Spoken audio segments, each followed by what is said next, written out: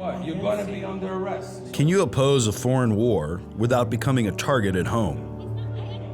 The case of Mahmoud Khalil strikes at one of America's most sacred democratic principles, freedom of speech. But this tragedy also introduces a new cost for the United States. Our unconditional support for Israel, and more specifically its military campaign in Gaza, is no longer just a foreign policy issue. It's now corroding the foundation of political speech at home. The message from the government is clear. Not only can we no longer criticize US policy, now we're no longer allowed to criticize the policies of a foreign country. The protests that erupted at Columbia and across major universities were a response to Israel's war in Gaza, as well as the US government's role in funding and supporting the carnage. Now the government is targeting Khalil, a US permanent resident, for political speech that actually criticizes the war conduct of another country, even though that speech is protected under the Constitution. Instead of charging him with any crime, he's being held in a Louisiana detention center, under a section of immigration law that allows the US Secretary of State to deport anyone whose presence he or she determines could have, quote, serious, adverse foreign policy consequences. This precedent allows the Secretary unchecked power to silence dissent among green card holders. Here's the core of the problem. Today, the US government is making an example of Khalil to muzzle criticism of Israel's war in Gaza. It's setting a dangerous precedent whereby tomorrow, protests of any US foreign policy could be determined to be a national security threat.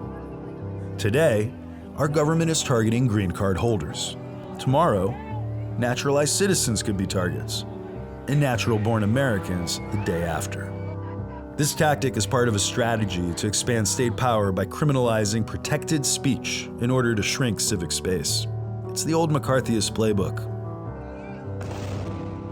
Nearly 18 months in, Israel's war on Gaza continues to entangle the US. Even though we're not official combatants, we still subsidize the slaughter with our tax dollars.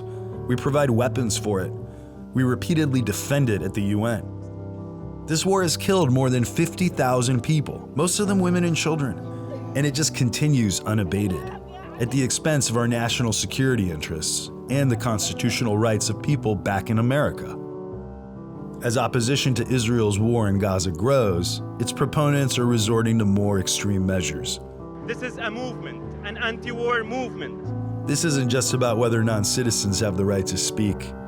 It's about whether support for Israel and its war in Gaza can even be debated in our democracy. Forget questioning US policy. We're at the point where questioning the foreign policy of another country could lead to arrest, surveillance, or deportation. This episode also shows how the tools of state power can be used against individuals based on political views. It's how civic space erodes and authoritarianism takes root. Not through sweeping laws, but through targeted, politicized actions designed to intimidate and signal a broader warning to society. All of this is ultimately a threat to our national security.